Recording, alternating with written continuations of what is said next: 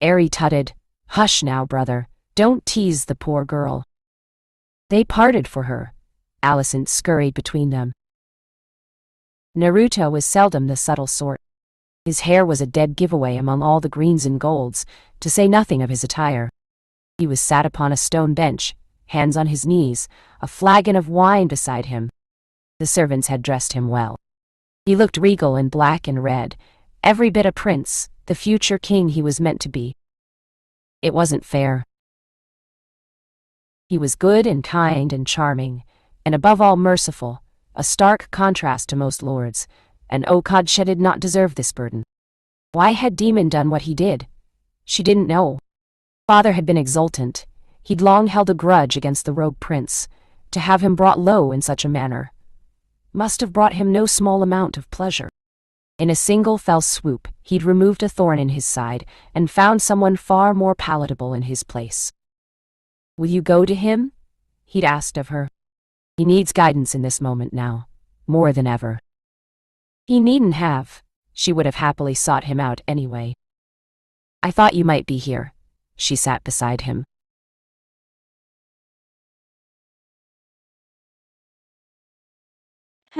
He didn't look at her. His eyes were on the coast.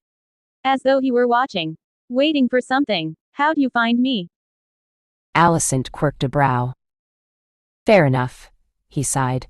"How are you feeling?" She gripped a trembling hand to still a tremor and hide the nails she'd bitten. "I had another nightmare last night." For some peculiar reason, that made Naruto wince. "I'm sorry." "Don't be." She shook her head. "You defended me. If not for you, I'd be on a boat to Essos right now." Her heart quailed just thinking about it. She would not have lived long across the narrow sea. No, not long at all. Naruto knocked back his goblet, drained it to the last drop, and crushed it in his hand. "I won't let that happen to you again." It sounded suspiciously like a promise. Alicent eyed the sundered cup and imagined it as the head of the one responsible for that horrid plot. It brought her some small relief. She was no fighter. She never had been. But perhaps it was time she started to learn. She never wanted to feel that helpless. Not ever again. And speaking of helpless, "They're waiting for you," she whispered. "I know." Naruto ran a hand through his hair. He looked tired, exhausted. "Really, I'll be along in a bit." Alicent scooted a little closer. "I know it can't be easy." She laid her hand on his. "Losing your aunt and your father, almost in the same day, then having this burden thrust upon you." "I did it to spare, Rhaenyra," he heaved a sigh. "But now I almost wonder if that's an excuse, if I actually want it." "Oh, gods, Rhaenyra. Someone would need to speak with her soon." Alicent didn't know if her dear friend wanted to be queen, but Viserys had slighted her all the same, just as Rhaenys had been slighted so long ago. He could always yield the throne when he became king if he didn't want it. Surely, he didn't have to keep it. "Do you," her eyes met his, "want it, I mean?"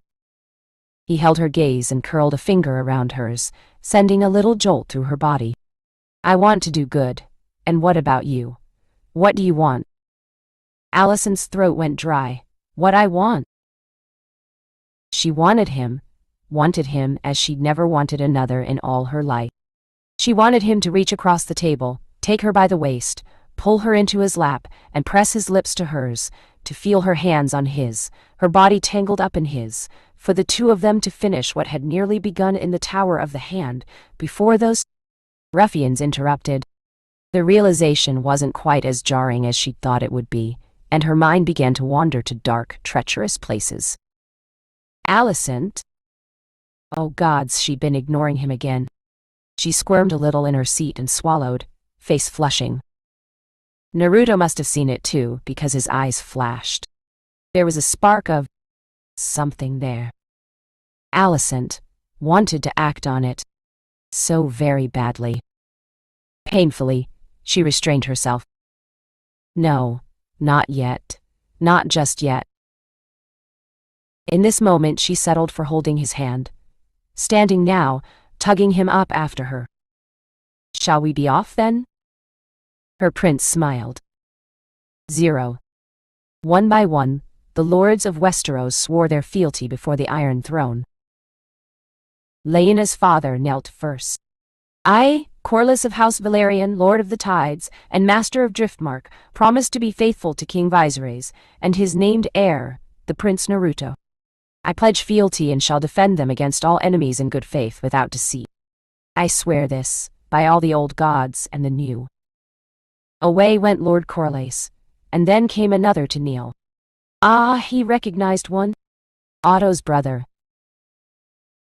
I, Hobart Hightower, Beacon of the South, Defender of the Citadel, and Voice of Old Town, promise to be faithful to King Viserys and his named heir, the Prince Naruto. I pledge fealty to them and promise to defend them against all enemies in good faith, and without deceit. I swear this by all the old gods and the new. So many lords, one after the other, they swore and swore and swore and swore, and he had to stand here, dressed up in all this finery, listening to them. I, Jason Lannister. I, Ormond Baratheon. I, Rickon Stark, Lord of Winterfell.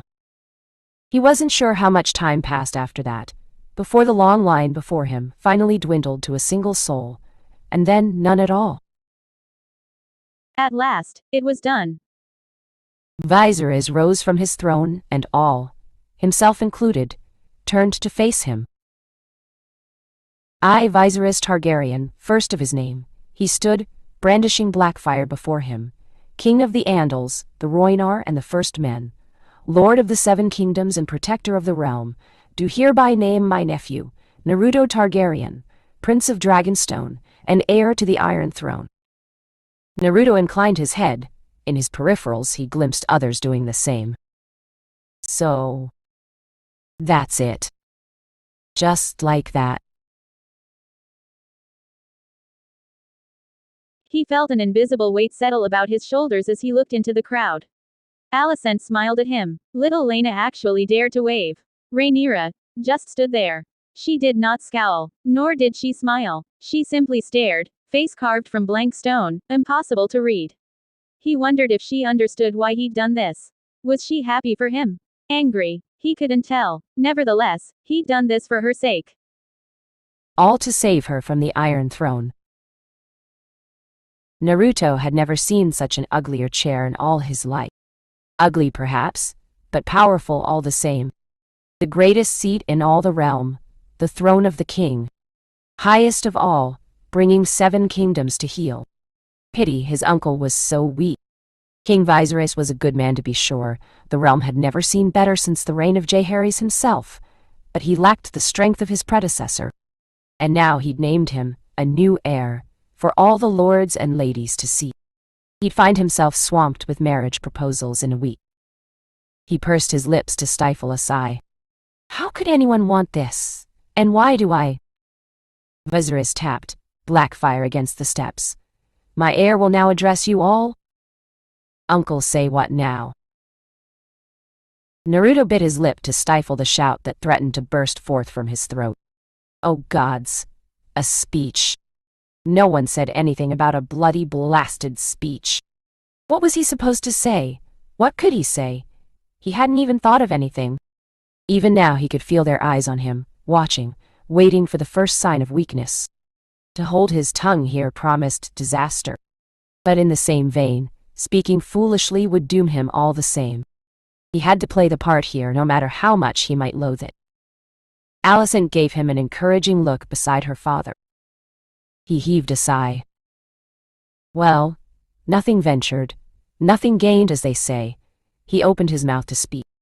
Lords and ladies of Westeros, before we begin, there's something I'd like you all to hear. Aye. Dragon's roar rattled the red. Keep from top to bottom, swallowing his words whole. Men and women screamed, doubled over and clutched at their ears. Naruto's face lit up in a flash of vicious, triumphant recognition. He couldn't have timed that better if he tried. Could it be? Daemon saw the winged shadow first. He'd been on the verge of departing for the stepstones with Missaria only a moment before, when he first glimpsed it from the sky. Heard it, the heavy beat of wings beating out their dark cadence, a deadly dirge, a steady whomp-whomp that left shockwaves in its wake. His lover yelped and clung tight to him, but he paid her little heed.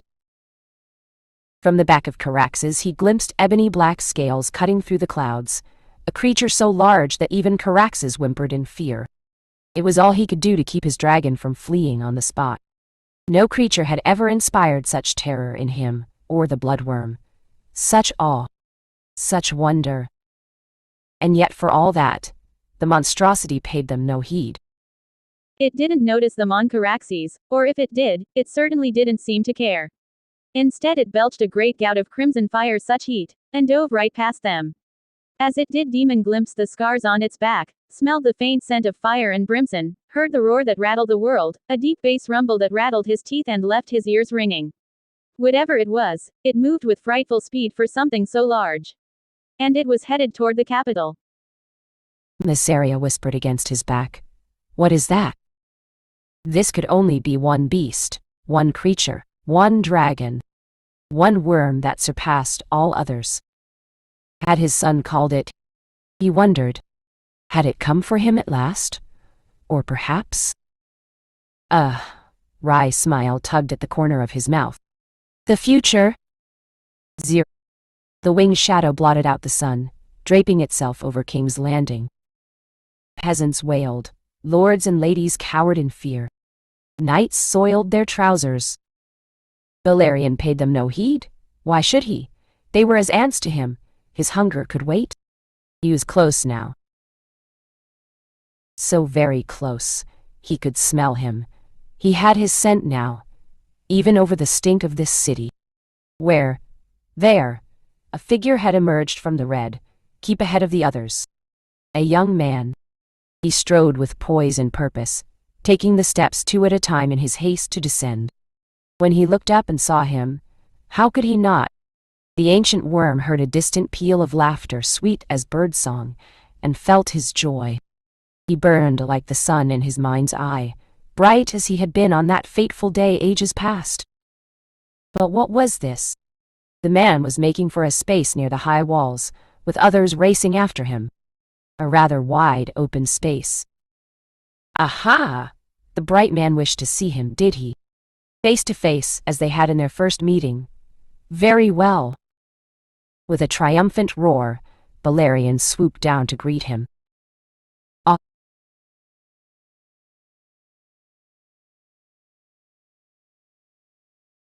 It was that moment that truly defined the Dance of Dragons. Whose, you ask? Why, my little dears? How could you ask such a thing? Let us not spoil the story. Now where were we? Ah, yes. The black dread descended upon King's Landing. Long may he reign. Dragon?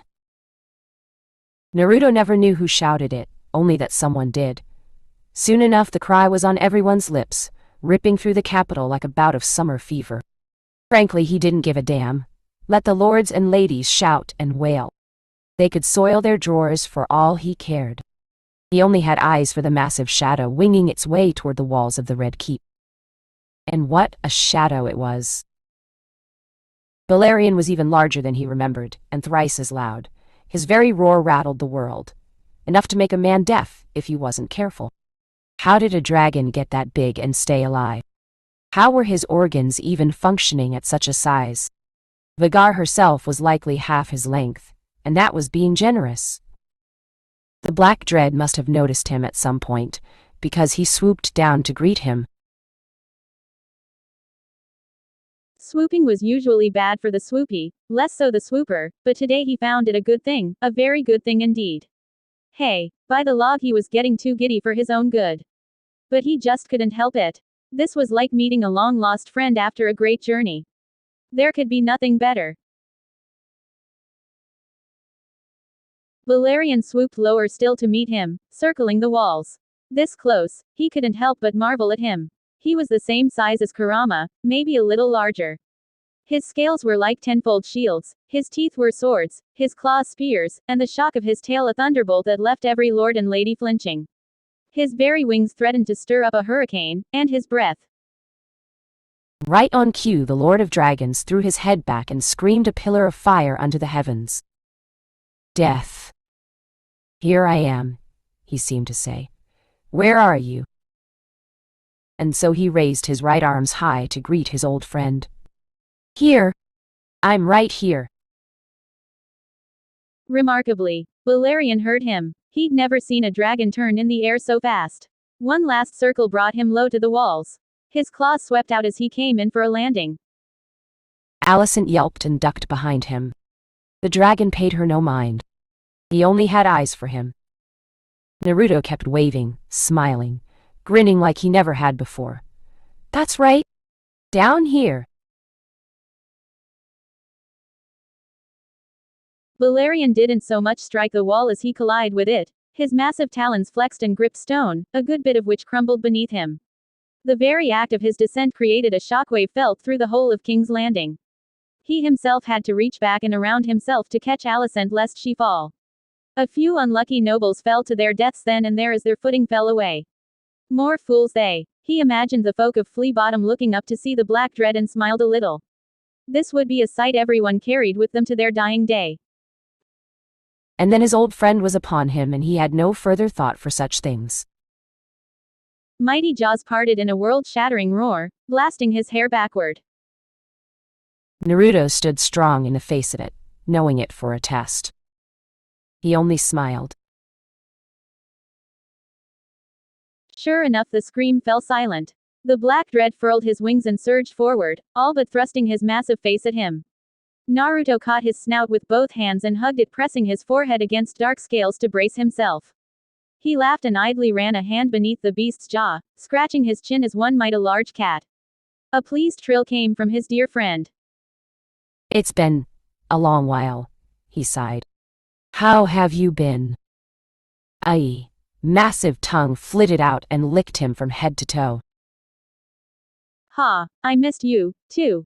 Naruto laughed despite the drool. Good to see you. Balerion nudged him again. Anyone else would have been knocked clear off their feet. I have come at the promised time to fulfill my debt. For a moment he could have sworn he heard a deep voice inside his head. Command me. I shall burn your enemies. Was he hearing things? Dragons didn't talk? Hyraxes didn't, and Syrax certainly hadn't. Even old Vermithor hadn't spoken to him. Command me. Okay, he definitely wasn't imagining that. How in the hell? You gave me your life force that day. We are one. Command me. Huh, neat. It felt surprisingly nice to have a voice in his head again, strange as that might sound. He'd grown lonely in Kurama's absence.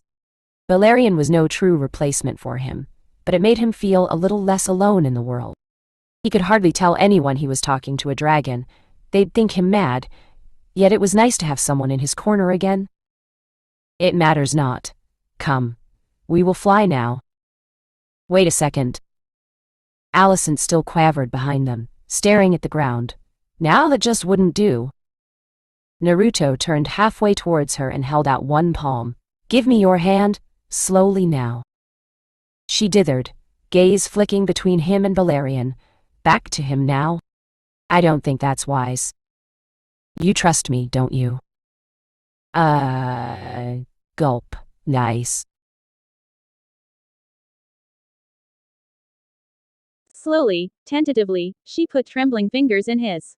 He kissed her knuckles, reveled in her blush, then guided her hand to the right side of Balerion's face. He held it there. A giant eye there swiveled down to regard her. Dilated a little now as he looked on. The dread inhaled deeply, tasting her scent, coming to know her as he did him. A low noise rumbled from the beast's throat. Nervous laughter tumbled from his lady's lips, high and anxious, but she did not pull away. He wondered what the ancient Wyrm might be thinking in this moment. Curious.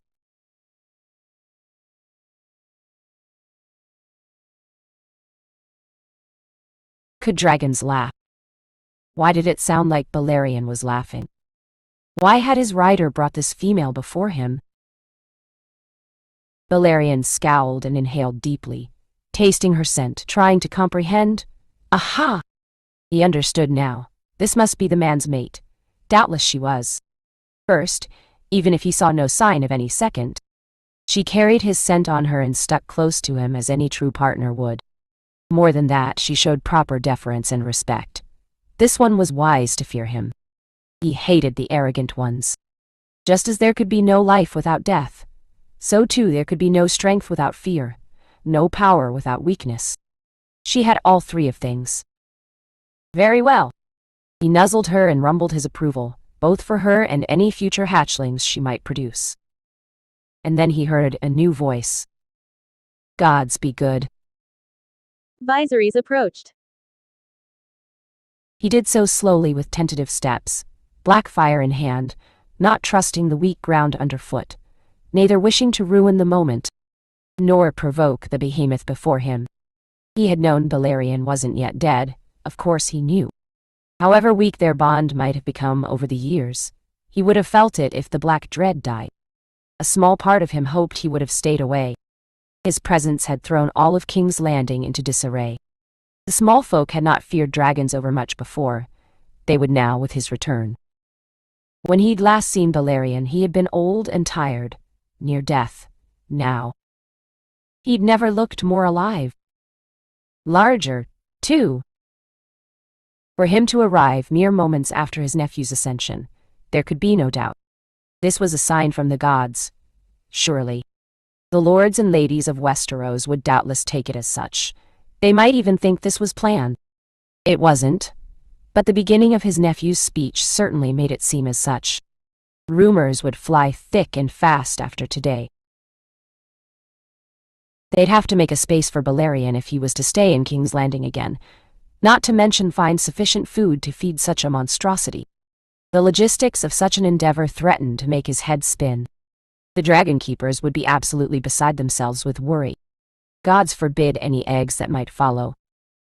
But that was neither here nor there. He had a dragon to greet, perhaps even claim again if Balerion allowed it. Gods be good. He raised his voice at the last to make his presence known. The last thing he wanted was to spook this magnificent creature. Why have you come here? It's been so long. Naruto turned, blanching. Uncle, I wouldn't. Too little, too late. Balerion caught his scent and reared back with frightful speed, far faster than a creature his size had any right to be. In a heartbeat, Viserys found himself face to face with the dread himself. He watched that scaled snout peel back, massive fangs flashing like swords in the sunlight. Something deep inside him quailed at the sight. A single bite could snap him clean in half. And still Balerion snarled at him, a deep rumbling sound that seemed to go on forever, building higher and higher and higher, until he roared. The very air around him burst, blasting his hair and robes back. Such strength! Balked and slammed Blackfire down against the ground, edge first to steady himself. It was not enough. His nephew had somehow stood his ground without flinching. Viserys was not nearly so brave. He stumbled back under the sheer force of the dread scream and fell to a knee, clinging to his sword for dear life. A voice echoed in his mind like a great gong, an almighty thunderclap. Unworthy. Had he imagined that word just now? Surely he must have. He did not, however, imagine Balerion turning away. Dragons could not speak. Surely not. But the dismissal was all too clear. He'd seen this happen twice before in the past to others.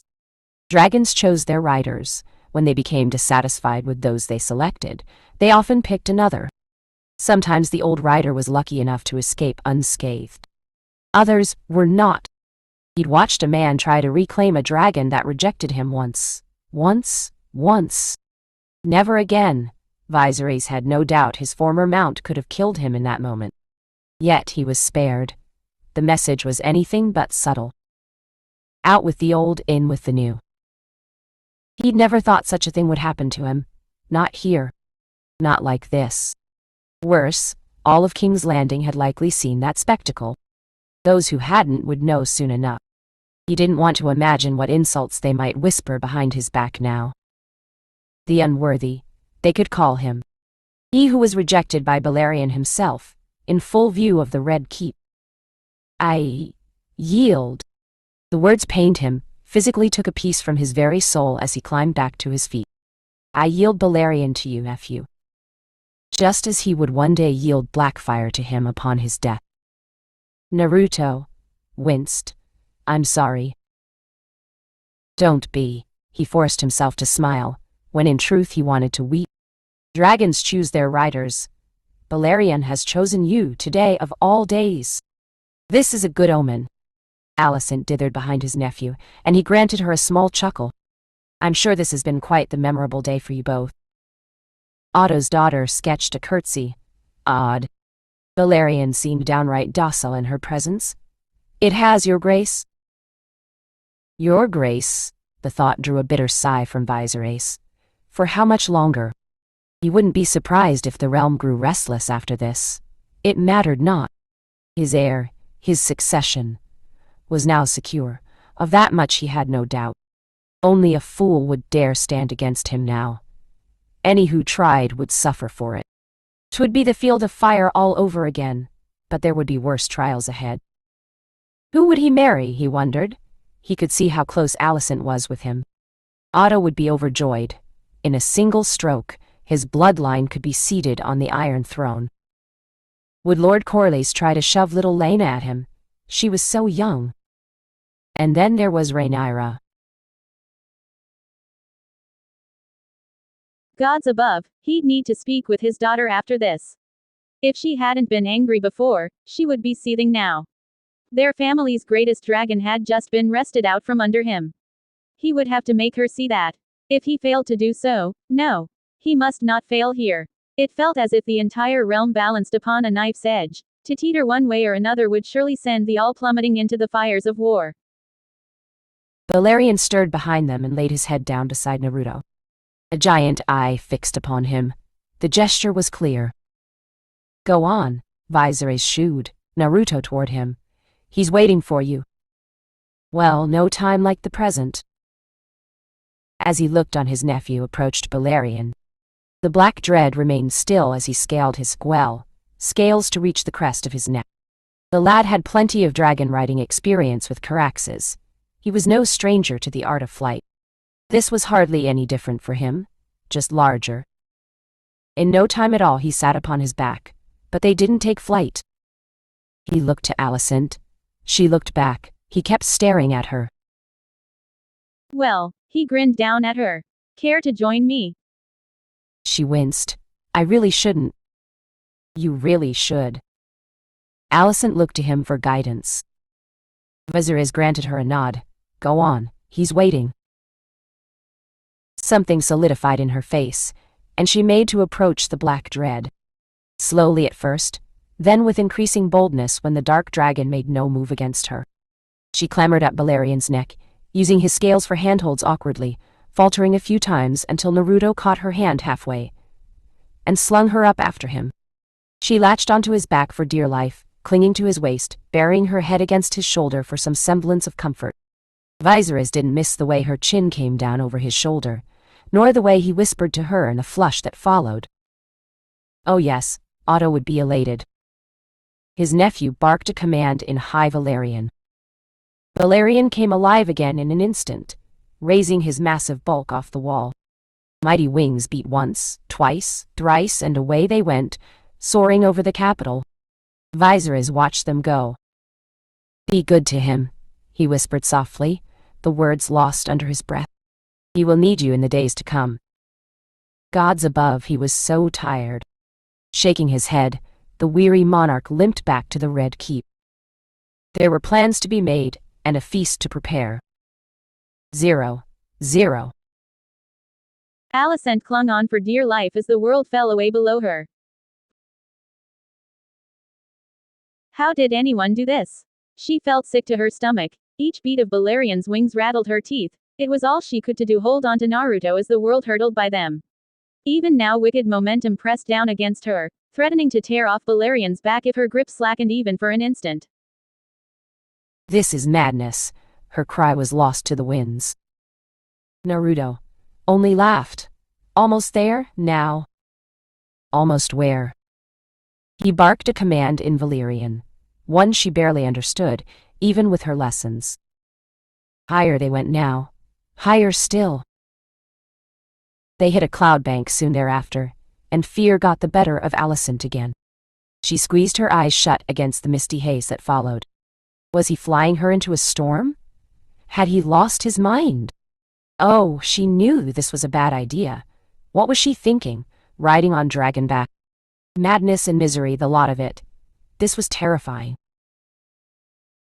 All too soon she felt the sun upon her face again. Momentum fell away, leaving her feeling oddly weightless.